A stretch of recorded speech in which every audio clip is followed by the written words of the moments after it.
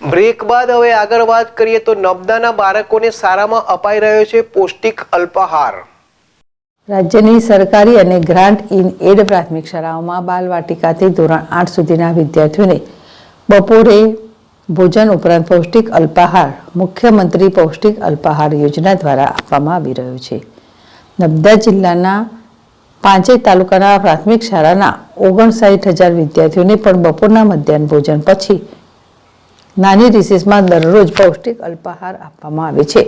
વડાપ્રધાને આપેલા પઢાઈ ભી પોષણ ભીના ધ્યેયને સાકાર કરવા સુપોષિત ગુજરાત મિશન અંતર્ગત મુખ્યમંત્રી ભૂપેન્દ્ર પટેલે આ મુખ્યમંત્રી પૌષ્ટિક અલ્પાહાર યોજના ગત માસથી શરૂ કરી છે।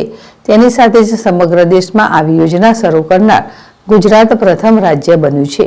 ત્યારે આ યોજના હેઠળ નર્મદા જિલ્લાની તમામ પ્રાથમિક શાળાઓમાં બપોરની રિસેસમાં દરમિયાન 3 દિવસ સુખડી અને 3 દિવસ ચણા ચાટ આપવામાં આવી રહ્યા છે, જેનાથી બપોર પછી શાળાએ આવતા બાળકો પણ શાળામાં નિયમિત હાજર રહેતા થયા છે અને બાળકો પોષિત પણ થઈ રહ્યા હોવાનું તંત્રનું માનવું છે।